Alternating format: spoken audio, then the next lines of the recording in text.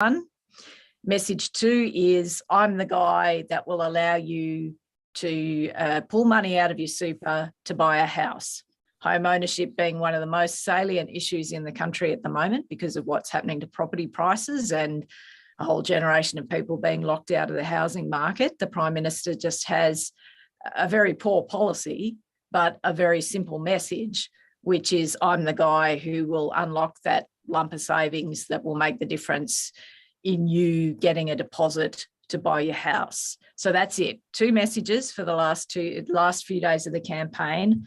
I can be different. So if I'm a barrier to entry for you, understand that I won't be the same next time. And I'm the guy who's going to connect you with your house purchase. So he is a formidable campaigner, the Prime Minister, not a great Prime Minister, but a formidable campaigner. And I think, what the closing days of the contest show us is that he knows exactly who he's speaking to, exactly who he needs to shift from soft to firm votes. Now, will it work? Well, we'll all find out on Saturday night. We surely will. And that brings me to the numbers, Pete Lewis. Walk us through this tightening that we're seeing. Do you want me to pull the slides up or do you want to give us a bit? Why don't we lance the boil? I would love to be turning up and telling all our crowd that we're on track for a landslide of victory on election night. And I still think it's more likely than not that there is a path to victory for Labor to form government in their own right, or at a minimum with existing independent and Green. There's 2 seats there. But that there was not a widening in our poll over the last 2 weeks. In fact, and you can go to the share if you like, Eb, and for those playing at home, as we said before, essentialreport.com.au. It wasn't, oh my God, the sky has fallen in on Labor. The primary vote is actually stable, 36 Coalition, 35 Labor. There was a bit of a shift between Green voters to other independent. There was also still 7% undecided, and we'll go back to there in a sec. So there was a shift. Last time we spoke, it was 49-45, I believe, with 7% undecided. This time it's narrowed, 48-46. We've got 7% who still can't tell us how they're going to vote, but they are still going to have to go into the booth and vote. And we talk to these people in focus groups, and they look at politics out of the corner of their eye. And to Katharine's point, Morrison, you can say what you like about him. He can deliver a message once he's decided what it's going to be, even if it is total BS, like bulldozer my ass. Like his problem was he never turned up. He didn't do anything. So I think a convergence of events, like sometimes, and we take this last poll really seriously because we get judged by it. We spend the whole cycle saying it's not a horse race, but the reality is we are still judged by what we put in front of people about. And our guys went over the models, the weighting for most of the day yesterday, because the zeitgeist, I think, was around, it's widening, Labor's on their way. The last week was talking about wages, and we all look at it from our perspective, and he looks like he's flailing around like a drunken idiot. But the convergence was that Resolve, which is a very different poll, who we don't quite know how it works because they've refused to join the Australian Polling Council. And unlike that, they don't keep the undecideds in. In fact, they don't let people say, I'm undecided. They force a vote, which in my theory pumps up the vote for both Greens and Independents, came up with a tightening as well. So all of a sudden, 2 points make a line and the election's tightening. Now, maybe it is, maybe it isn't. And we can talk a bit that, so maybe, we hate the horse race, but there's the horse race. Yeah. Labor has, and Katharine and I were also umming and ahhing, how do you report that last night? Is Labor ahead? No, Labor has more people committed to voting for them at this point than the Liberals do, but there are still 7% undecided. This chart that you've got now, Eb, shows the trend line. It's basically where it was at the start of the campaign. There was a couple of weeks, actually, when Albo had COVID, when it went a bit better, I think, in primary, but 35, we won't talk about that.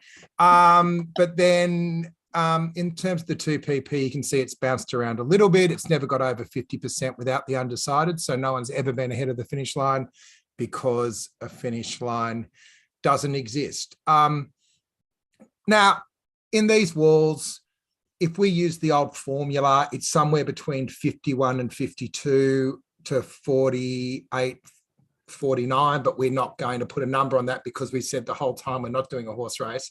It's close. I think it will be decided in different electorates on different issues. I've been talking for a while that we've got 3 electoral contests going on. We've got a contest where Labor's trying to pick up seats from the Liberals in kind of outer or inner ring middle class seats. If you think Perth, South Adelaide, Melbourne, Sydney, you've got, we can name them off if we want. We can play Trivial Pursuit, but it's basically Swan, Boothby, Chisholm and Reid. And then there's some outer ring seats the Libs still think they've got a shot at running, which is a totally different campaign. And if the theory is that Morrison is some form of mastermind, that's the Catherine Dees attack being amplified into areas that voted no on the same-sex marriage. And then you've got the battle for the Teals in the inner city, which really confounds the whole idea of 2PP because these are Liberal voters. And on our numbers, most of them are saying they're going to they would preference Labor. Which will be interesting. We can do an analysis later in the week. I feel like Katharine needs to come in at some stage here because I've taken up quite a bit of oxygen there and I've got so much more to say. All right. Well, why don't we get Katharine to talk a little bit about those different fights on different demographic areas because they are interesting. Yeah. So, Katharine, I was going to say there has been a theme, particularly with so many female independent candidates running about the coalition's problem with women. Are we certainly seeing that reflected in these results? Well, I think just sort of I'll come to women in one sec, but just on the helicopter point, right, of where are we at this point in time? Well, the primary difficulty that we have is, as Pete suggests, basically this election is going to be decided in a handful of seats, and what we're looking at in terms of the metrics that we gathered around the campfire with tonight, right, looking at the metrics, they tell us about a mythical national position, right? When we actually want to know is what's the outlook seat by seat. So this gives us, if we were in the castle, we'd say this gives us the vibe of the thing, but it does not give us the granularity of the thing. So just as long as we're clear. And to be clear, there's been many an election, or I don't know how many, but definitely at least a few that I can remember, where one party wins the popular vote and does not win enough marginal seats to secure the government. Exactly. So this is just why we're putting doubt up in lights. What have we been doing these last 3 years, people? We have been putting doubt up in lights, and we're going to do it again tonight because it is the relevant consideration here. In terms of women, we'll look in sort of helicopter terms. The Prime Minister, there's a gender gap. Men like him more than women. Women seem to be voting, more inclined to vote for Labor than for Scott Morrison and the coalition. But if we sort of look closely at some of these numbers and the trend of these numbers since December, there is an interesting shift in a cohort of women between 18 and 34, that basically since December last year, we have seen that group start to drift and bifurcate. We've seen some of those women sort of come back in the coalition's direction, and we've seen some of those women go in the Greens direction. So while at the macro level, definitely women are preferring Labor in this contest than the Prime Minister, and we don't need to speculate on why that would be the case. We've all lived here for the last 18 months, but I do think it is interesting, and sort of getting back to Morrison's final messages. Right, if we go back to that point a minute ago, that there are only 2 messages that the Prime Minister's dwelling on in these closing days. I can change, I can get you your house, right? If we think again about that cohort of women from 18 to 34, we can see the Prime Minister's tactics, right? In terms of who he's speaking to, who he is trying to shift from soft to firm. So, although, Katharine, a lot of women have told me that I can change from a bloke is kind of a regulation playbook. No. Well, it is. I mean, we're not commenting at this point, Pete, on the efficacy of the messaging. What we're saying at this point is what's in the mind of the Prime Minister. What he needs to His- do to stay alive. His diagnostic of how, how I hang on. How do I hang on? So anyway, I just think that's an interesting little subcurrent sitting under women. Obviously, a lot of Liberals all around the country tell you that there is a visceral backlash against the Prime Minister amongst professional women. Anecdotally, you hear that all the time. Liberals are saying, women will cross the street to tell me I cannot vote for Scott Morrison. I cannot. I've seen the last 12 months and that's it for me, right? So the conventional wisdom becomes, women will kill Morrison at this election. Well, sort of, but there's some wrinkles sitting underneath. Not all of them. Not all of them, exactly.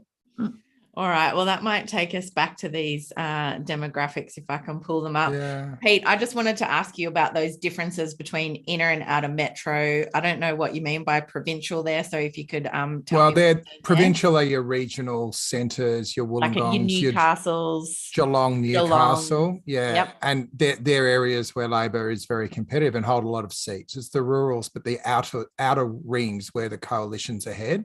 Yep. And then I think the inner metro is really interesting because obviously that's aggregated, including your Teal independents. And we have not, they've been a challenge. Like if we were just distributing preferences based on the last election, it would be very difficult. So we've been asking people to sort of nominate who their second preference is. So you can clearly see in those city regions a significant gap for Labor. But if you go to the next one, the Morrison journey just reinforces a little bit about what Katharine was saying. So if you have a look at his long and winding road, the blue line is approvals. There have been two kind of moments where he's sort of fallen from a peak. The first one was during the bushfires. And then the second one you can see in about February 21 was off the back of Brittany Higgins and that whole moment that I know Murph was covering close at hand. And he's bounced around, but it's been a long decline, which now has him, less popular, I think I'm right in saying, than Tony Abbott was, even at late stages of his prime ministership. So, I've found it interesting watching Morrison sort of grasp. I do think the bulldozer is an interesting construct, given that really the criticism isn't that he bulldozes through and does things, but he doesn't do anything at all and doesn't show up and doesn't hold a hose. So I think it's been this kind of, what's your biggest weakness? Oh, I try too hard sort of moment, which we all know from job interviews. But I'm just too much of a hard worker. Yeah, I just care too much sometimes. But yeah, there you are. And he's still breathing. Maybe only for another 48 or so hours, but he's still breathing. If you look at Albo, the journey's been a little bit slower and harder. I'll just you've got it on the screen there. I'll put it on mine so I can actually read it. It's been a positive upward, but you can see that moment after, like, we've engaged, he was heading in this direction up, and it's kind of flatlined just a little bit, and the approval has kind of dropped through the game on stage of the campaign. So again,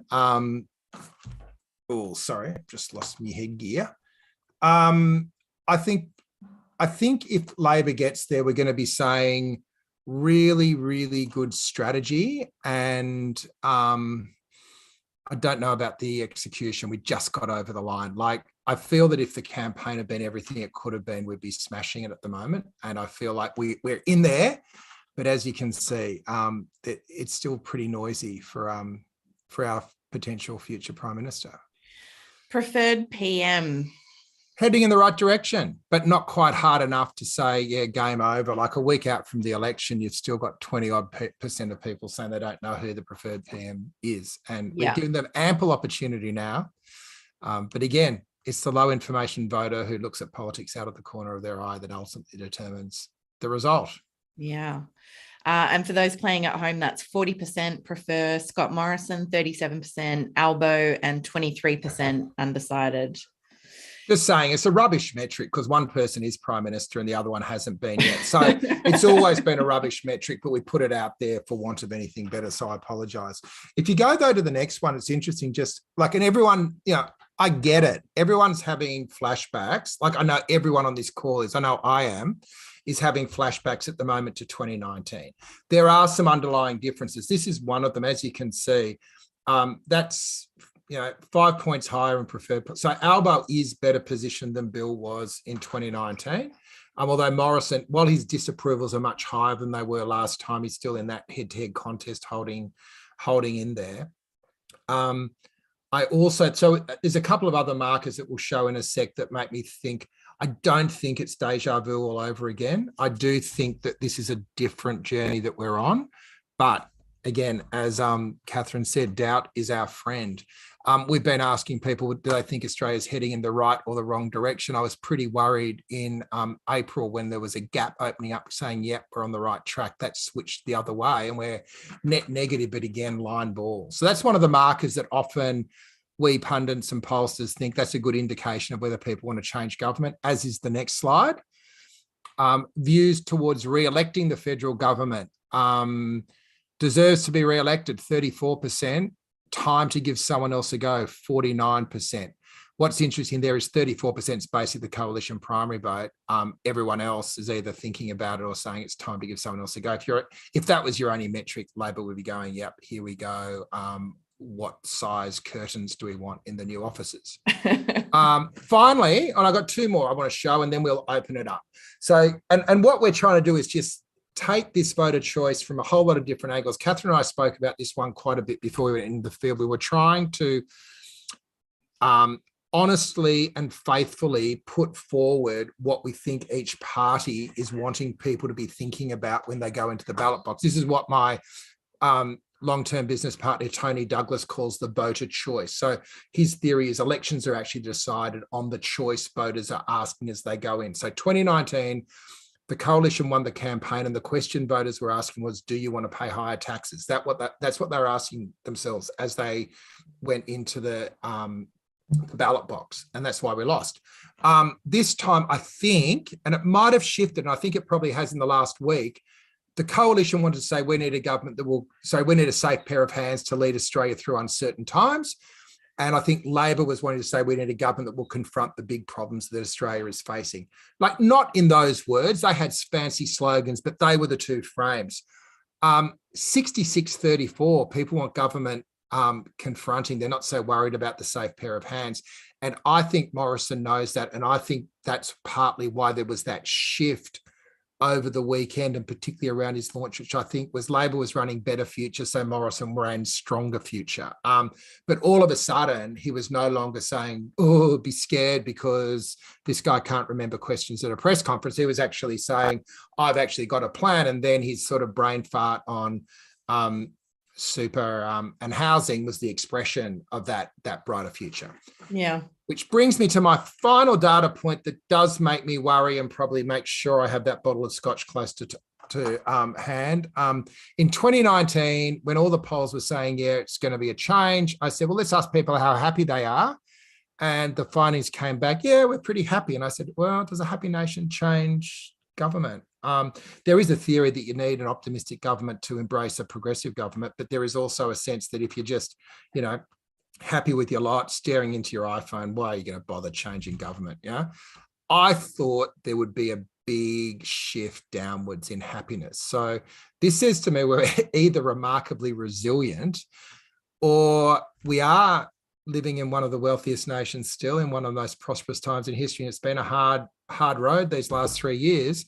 But even on financial situation, we're saying we're happier than we were back in May 2019. And that's with cost of living going through the roof. So I'm not saying this is not a referendum on happiness, this election, but it was just another data point that I thought was interesting that sort of, I guess, feeds into this sense. It's not a done deal. And all the big poll, and there's been some crazy polls out over the last few weeks, 57-43, like that Labor's going to win everything except Bradfield, that's not going to happen.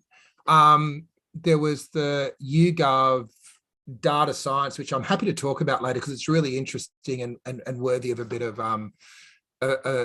discussion, that Labor would pick up 80. I reckon that's going to be a high tide. Like, I still think there is a path to 76, but it's going to be a long night, I reckon. I don't know. I know Catherine's never thought it was going to get there. I hope it won't be a long night. Whichever way it goes, I just want to know early, so put myself out of my misery about just being on tenterhooks is very stressful. I can see we've got nearly 1,000 people on the line with us tonight. So thank you so much for joining us. We really appreciate it.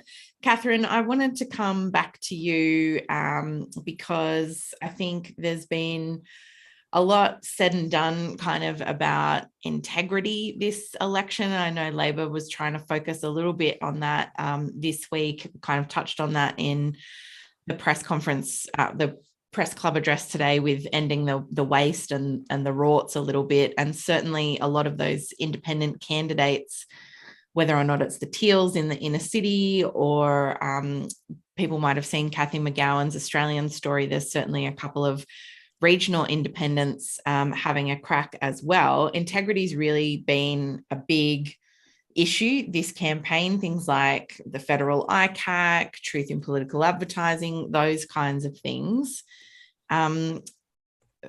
Is that real? Do you think that'll bear out no matter what the election result is, that'll be a big issue for the next parliament? Yeah, well, it's an interesting question, Eb, and obviously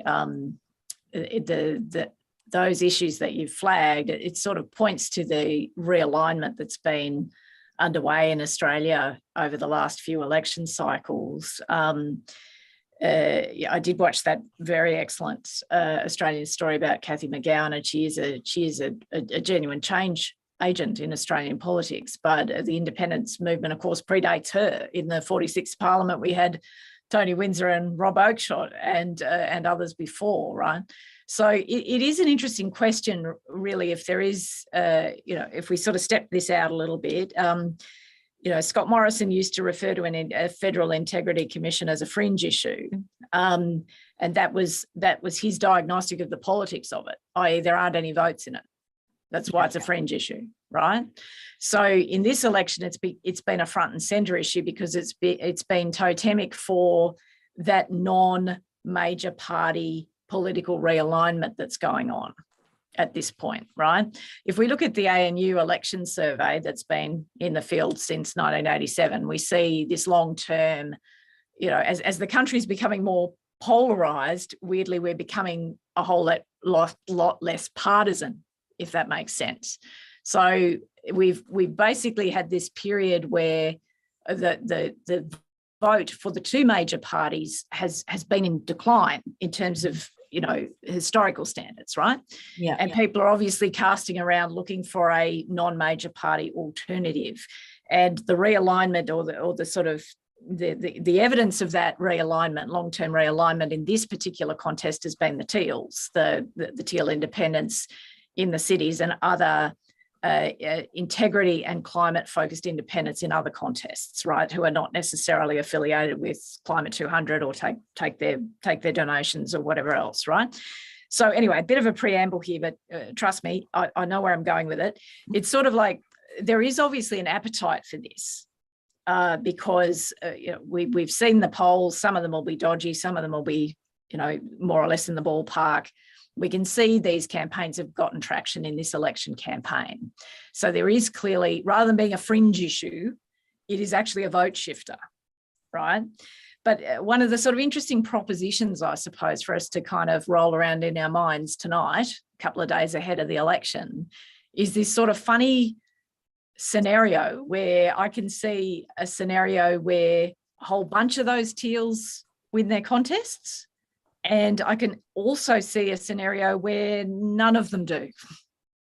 But but nonetheless, they receive, quite substantial primary votes for non-major party actors, right? Yeah, because Katharine, people have to understand that these are blue ribbon safe Liberal seats. Yeah. The margins are enormous. So as much as there's momentum, it's a huge task to win. But it's already, on one level, it's already done its job. The Liberal platform, particularly on climate, is a direct result of the challenge of the Teals.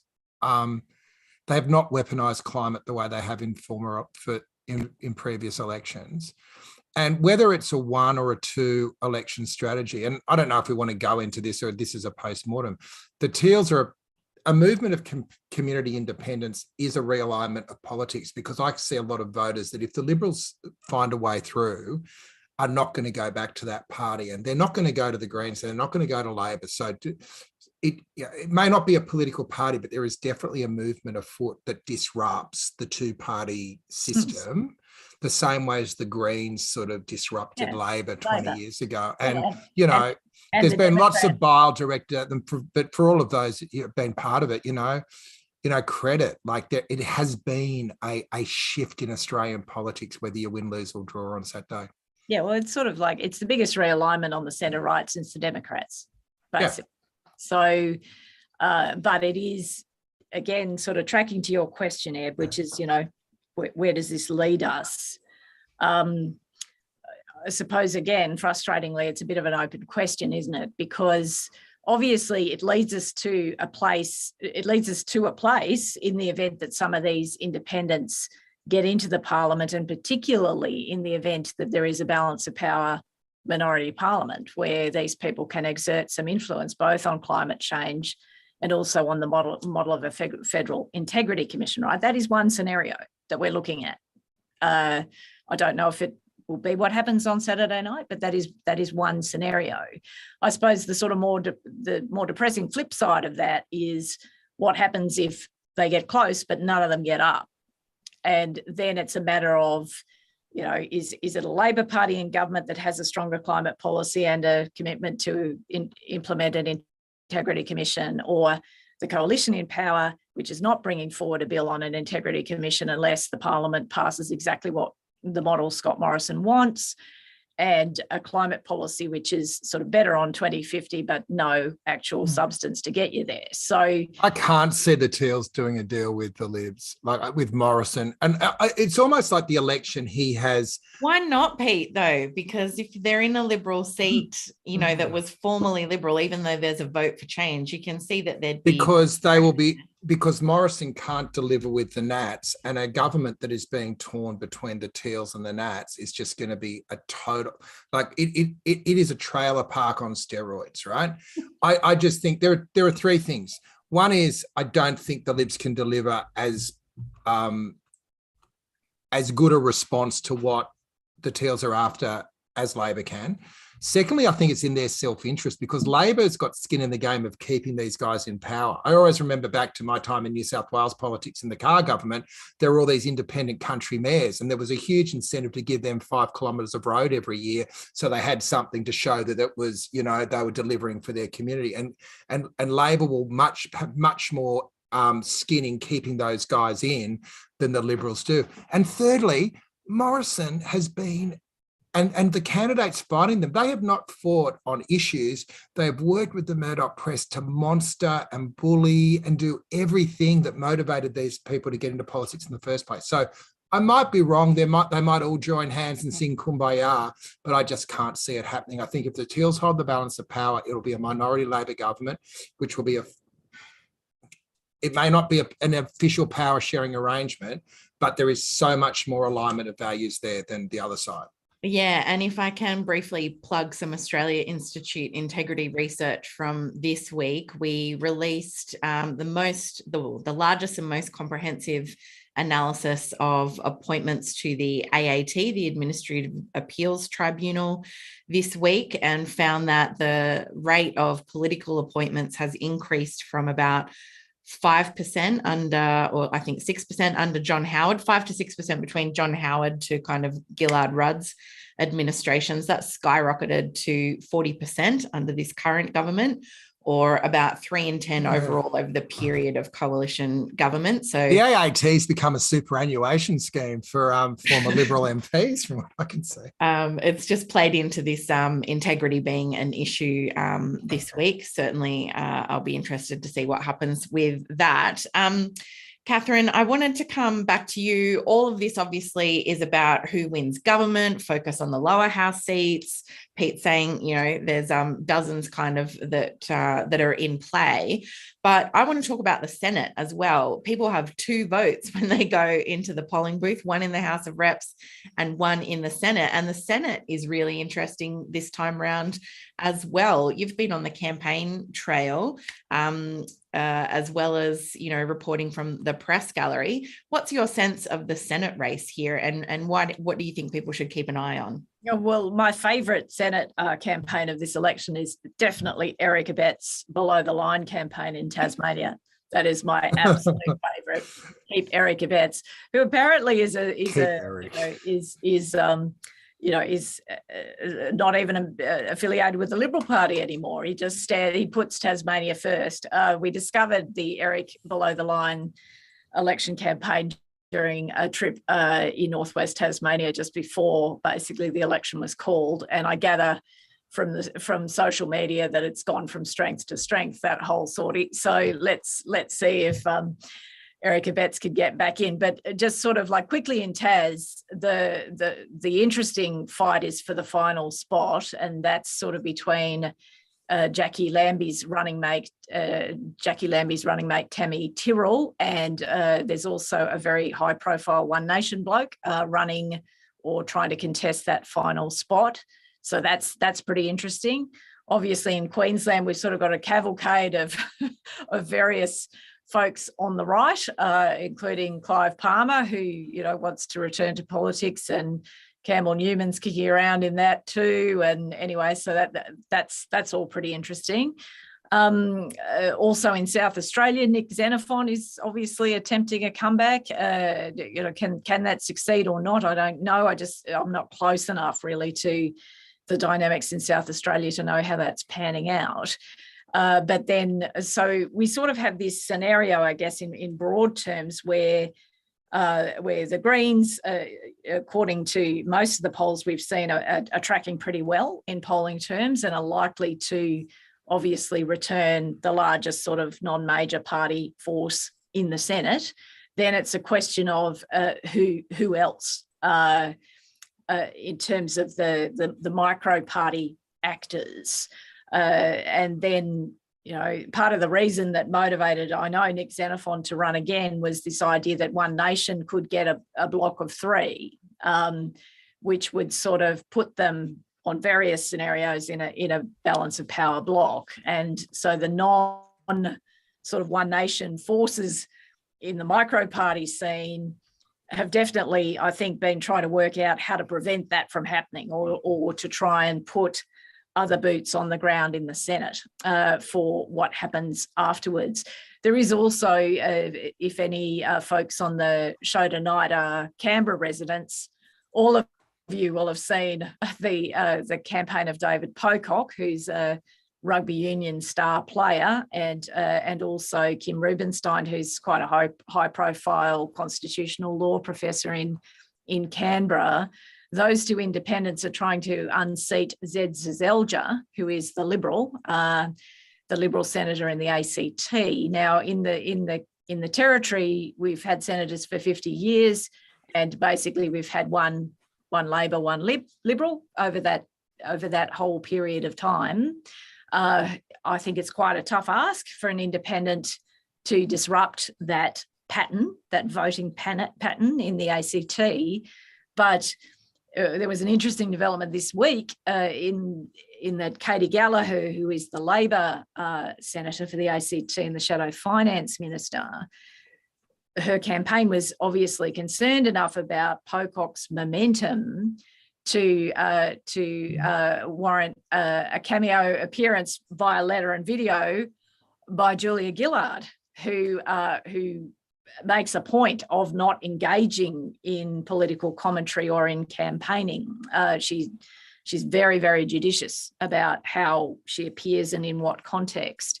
So I think that suggests that the Labor Party in the ACT is a bit worried that instead of the two independents sort of taking from the Seselja vote, in fact, what they're doing is splitting the progressive vote, which is complicated, obviously. So yeah, anyway, you've got the Greens in that mix as and well. the Greens who in poll that pretty mix well as in well. Canberra. No, exactly, the Greens as well. So it's sort of like look, it's very interesting. That's all I'll say. The Senate, it's very interesting. There are many, many moving parts. I'm not quite sure how this sort of national jigsaw puzzle comes together at the end of the day, because right at the moment, we're sort of flat out keeping up with the permutations in the House, let alone the Senate. But there are many. The point of Eb raising it is that there are many interesting dynamics in that Senate contest, and it does obviously impact what the next Parliament will do, and also the capacity of the non-major party actors, Greens, Jackie Lambie and running mate, One Nation, others, to basically influence the agenda of the next government, whether it's a Liberal one or a Labor one. Absolutely. And just while we're on the Senate, before we get to questions from the audience, the Australian Institute released some Senate research this week. And I just want to remind everyone that you do have 2 votes, because what we found is that actually a lot of people are misinformed about how Senate voting works. 1 in 2 Australians believe that when voting 1 to 6 in the Senate, that 6 ought to be beside the party you dislike more than any other, rather than your sixth most preferred choice. So basically, if you want to put someone last, if there's someone that you really loathe, You got to go the journey. You've got to go on the whole journey and number everyone It's so great to do that, working out who your second, exactly below the line. And there is, that's my special joy in the voting booth, finding the person who do you hate the most. And making but they sure should do results on the least favorite. They should have the winner, but they should also have the last place, as well. Yeah, definitely. Sorry, drug polling. That's right. Well, we've got lots of questions here. So let's get to those. And again, thank you everyone for joining us. Nearly 1,000 people at 6 in the evening. So we really appreciate it. Linda Talberg asks, will the wave of negative ads targeting independents have any impact, or will it be counterproductive? Pete, do you want to talk to us a little bit about the impact of negative advertising? This is interesting, because if you talk to the Teal independents, their biggest challenge is name recognition. If someone knows their name, their chances of getting their vote go figure it, up. So last week, if you remember, the Telegraph and the Herald Sun put out these front pages with the names and photos of all the candidates and everything they'd said, thinking that was going to do them damage. Apart from the fact that very, very few people in those electorates read the Telegraph and the Herald Sun, it was totally playing into their hands. I suspect the same thing is happening with the negative campaigning that's being run. If name recognition is your challenge and you are the target of an ad, I could not believe that Josh Frydenberg went head to head with Monique Ryan in a debate. Talk about raising your opponent's recognition. And all the way through, it's been this hyper ventilating. Remember, Tim Wilson was the same. They're just fakes. They're just, and he was just elevating them the whole time. The best way you deal with something like that is, I think, you A, don't give them oxygen, and B, placate. But the Libs have done the exact opposite. Katharine, anything to add to that? No, I think that's broadly right. I do think there's been a sort of extraordinary name recognition dynamic around this federal campaign, which, as Pete says, is partly the Libs really elevating their opponents by talking about them every 5 minutes. So there's that, and also there's also been, because of those factors in terms of the realignment that we were addressing a little bit earlier, it's quite a lot of community interest, obviously, in these campaigns. And the thing about the modern media is that we obviously know what articles people are reading, how many people are reading the material, and if people are interested in it, then it becomes a sort of self-fulfilling prophecy that more reader interest begets more coverage. So I think in that sense, like there's been a free media bonanza really for the independents in this campaign. But we need to bear in mind, though, even though I agree in the broad that basically it's helped them rather than hinder them. Political parties engage in negative advertising because it works. Because it's not because they just want to be awful. It's because it works. So obviously some of those ads, some of those messages will, I'm sure, have had an impact on soft Liberal or soft major party voters of both stripes who are contemplating voting for an independent rather than their party of choice. Yeah, it will cause some people to hesitate, I think. But in a macro sense, though, I think it's more plus than minus. Yeah, Pete, do you reckon you were just talking about kind of that rookie error of mentioning your opponent there when name recognition is a big problem? Do you think part of that is just that Tim Wilson and Josh Frydenberg and the like are in safe seats and they've never really had to campaign before for their seat? They've never had to make their own sandwiches, have they? They've always had to cut lunch. It's like, what do I do? What do I do? Do I just hate them? Do I attack them? Like, Jesus. Like, look, the Teals have got under the guard. Like, I think they knew how serious they were. Like, Simon Holmes, a court to his credit, has built a machine, and he's done it with a degree of ethic that his opponents do not give him credit for, in that he's created a funding pool and then said, you match it, you go out and build your own campaigns, we'll support you. We're not going to tell you what to do, but there are some basic values that we expect you to be propounding. They have got serious money, serious volunteer networks, serious engine underneath that's driving their advertising. And, I reckon they've out-campaigned political parties, a political party that's been doing it forever. Yeah. And they've come in with a better model. Now, I'm not saying they're all going to win, but I think the initial thing was, particularly after last time where there was that whole flurry that we're going to win all these seats, the Get Up was going to win seats and everything, that, that Libs would turn green, that it was all a false dawn. I think this is more real. I'm not saying they're all going to get up, but I would not be surprised 4 or 5 are very, very close. Yeah, I have to think that with so many running, odds would suggest at least one would get up, but we'll see very soon.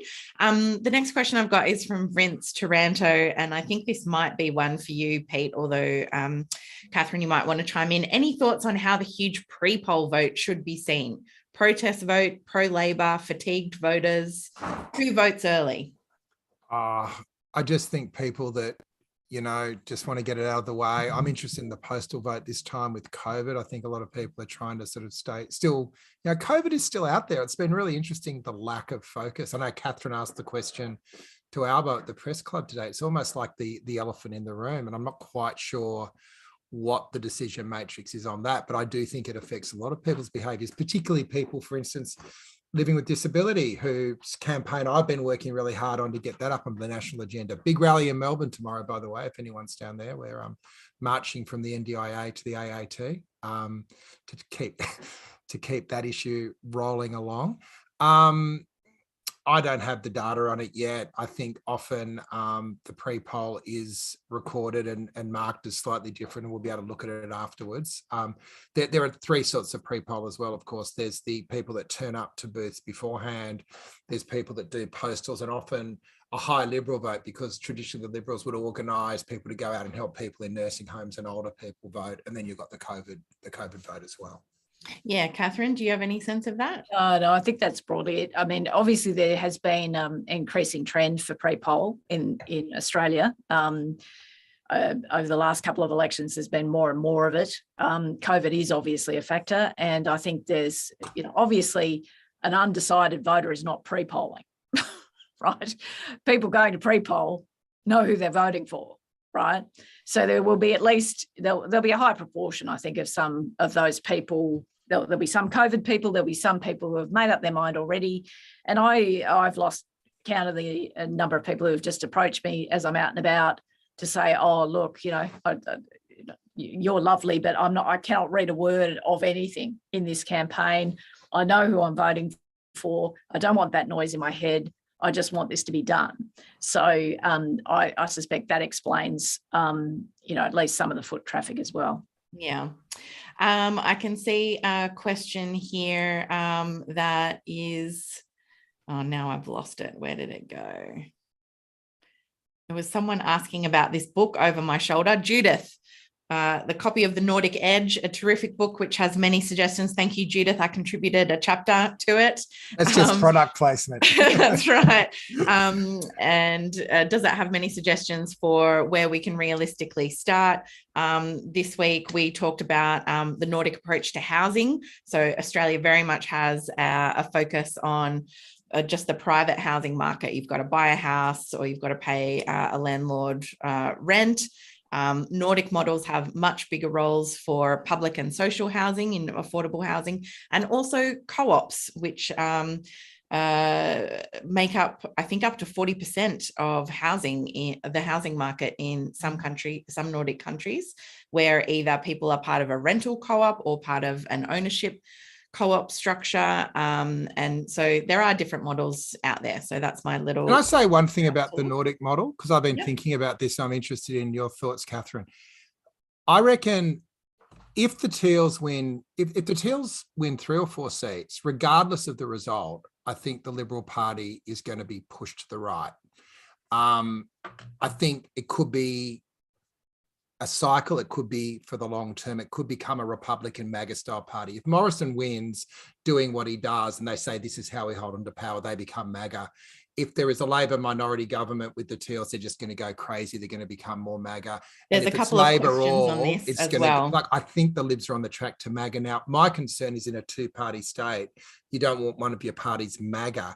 You want to start thinking about much more a Scandinavian and European style network of parties and alliance building. And so if we get the bad result that is minority government, it might actually be really positive in the long term, because we're starting to sort of evolve from this 2-party monolith to something that has a bit more like a Social Democratic Party, a Green Party and a Labor Party, maybe sharing power and negotiating power. Now, I know my friends in Labor will hate that because they hate the Greens and they hate the idea that, but it might... I don't want to live in a society where the 2-party state where one of the parties is MAGA. I just don't want that. I want something that has a little bit more, texture than that. Katharine, there is a couple of people in the questions who are asking about, if either Teal independents get up or the coalition loses or is in a minority government situation. I know you wrote about this week what happens to the Liberal Party and what lessons would they learn in such an event. Can you just share your thoughts on that with us, please? Well, the lesson the Liberal Party, I would hope, would learn is the lesson of inclusion. If they basically lose a swathe of seats with moderates in the cities, that's a referendum on performance. And you would hope that the takeaway from that was, we need to resist those populist tendencies. We need to build a more inclusive political movement that speaks to progressive centre-right people in Australia. But the risk, of course, is that's not the lesson learned. And the sort of most interesting undercurrent in this election is that the Prime Minister has clearly made a choice that his pathway to hanging on involves flipping outer suburban and regional Labor seats, because in his mind, it's sort of the insurance principle, right? I don't think Morrison ever sat down and thought, I'm actually writing off Josh Frydenberg and Trent Zimmerman and all, who cares what happens to them? I don't think that's actually what happened. But I think the Prime Minister is risk managing a scenario where the Liberal Party loses up to 5 seats and is then therefore hunting for gains on the other side of the column, which brings comparisons here to Boris Johnson and the Red Wall strategy that he deployed in the election in Britain in 2019. That's basically using Brexit, weaponised debate about Brexit, to basically recruit traditional Labor voters to the Tory column. So there's been a discussion about this in this election. It's sort of, I think some of that discussion's a bit overblown, because if we look at the Liberal Party there's been a 30-year project basically to recruit Labor's base. I don't think this has just happened in this election. I think that has been a 30-year project. But it's difficult to know exactly how it bounces out because we just don't have the specifics yet. But look, a scenario where the Teals won all the seats, including Josh Frydenberg's, for example, well, and the Liberal Party goes into opposition. Well, the next leader of the Liberal Party will be Peter Dutton. He's in the box seat to be the next leader of the Liberal Party if Josh Frydenberg has been literally wiped off the map. Then it's a question of where Dutton chooses to position the Liberal Party. Now, as I said in my piece just quickly last Saturday, the sort of performative Peter Dutton who appears in public is a bit different to the person who interacts with colleagues and has a ministry. He's actually quite personable and quite pragmatic and so anyway, we shouldn't just assume that Peter Dutton means Donald Trump. But I think the thing about opposition is that all the incentives go for hyperpartisanship and conflict. Tony Abbott model. So and given that we've seen that, there needs to be a strategy on the left to contain and balkanize those guys and Murdoch. Like, it just has to be thought through, doesn't it? I know that's your job, but fucking hell. That's well above my pay grade. But anyway. I will just interrupt with we've only got a few bit loose here, and Stephen Masters and many other people want to know who we're tipping to win. Will there be a winner? How many independents? I would like to say that I'm currently third on the Australia Institute's AFL tipping comp, and so I don't think we can be cowards here. We've got to call it. Pete, what's your prediction based off Guardian Essential polling? Well, based on the polling history and my waters, which Katharine and I have been talking about our waters a lot. I reckon there's about 8 likely gains: Brisbane, Reid, Bennelong, Chisholm, Higgins, Boothby, Pearson, Swan. There's about another 7 or 8 that on a good night they get. There's probably up to 4 losses. Like the Libs, I don't think would go beyond Lingiari, Gilmore, and maybe Parramatta and Blair. And then there's up to 8 Teal contests. So it's all over the place. If you had to ask me, I think Labor gets to, say, 76, 77. They might go as high as 82, 83, I think. And this is my problem. If you look at history, since World War II, government has not changed without the wave.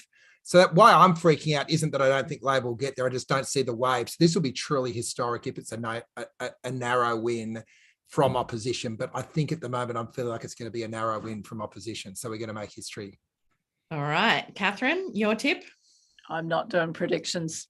I'm sorry. Oh! I'm not. No. I'll just a couple of generalities, and Peter knows my view. Anyway, I all along, largely because of 2019, not because of any problem with Albanese's strategy. I think his strategy has been the right one.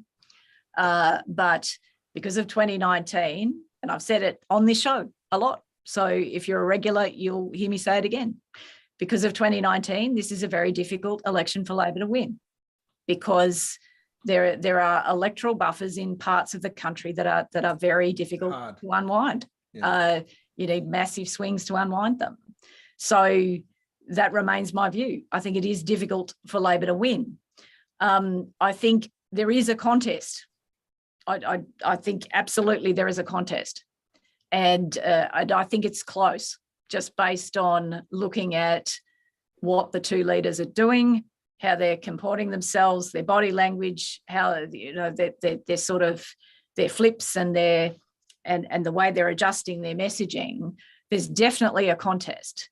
Now, I know also, so look, I think it's possible. It is possible Labor wins. I'm convinced there's a contest. Like at this point in 2019, Labor had already lost. It's just no one knew it. It was the sixth sense, wasn't it? Well, it was done. It was already done. Yeah. I don't think it's already done in this election. I think there is a contest, and I think it is possible Labor emerges victorious from it. But I do think it's very close, and a lot has to go right in the final 48 hours when the undecideds are watching. I can see what the Prime Minister is doing with his messaging. I think he knows exactly what he's doing. I honestly don't know who wins this election. I don't know. So that's my prediction. I don't know. Well, that's Socratic wisdom, Katharine.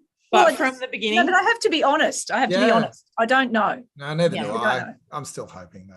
yeah, and I think everyone learned, you know, how rubbish predictions were the last time around. But my guess has always been a power sharing parliament. I think at least a couple of independents are going to get up. I'm not sure what side they'll take from or how it will change the balance of power, but I do think that's been my tip from the beginning. At the beginning, I thought a coalition, you know, independence leaning coalition. I kind of swung back to Labor, and now because of the polls tightening, I'm swinging back to the coalition. But maybe Pete can convince me that there's no way Teal Independence would back the coalition. Thank you so much, everyone, for joining us at this special time this evening for our prime time poll position. Don't forget to head on over to essentialreport.com.au for the full results. You can find Katharine and Pete's analysis at Guardian Australia. Please do check it out. Don't forget you've got 2 votes in the ballot box, the House of Reps, but also think about your important Senate vote and number all of those numbers across the line or all of the numbers below the line if, like me, you like the very excellent satisfaction of putting the person you like least dead last. Thanks so much for joining us tonight, everyone. Stay safe out there. Use your vote wisely, and we'll wrap it up there. Thank you so much, everyone. Stay safe. Talk to you soon. Hooray. See you after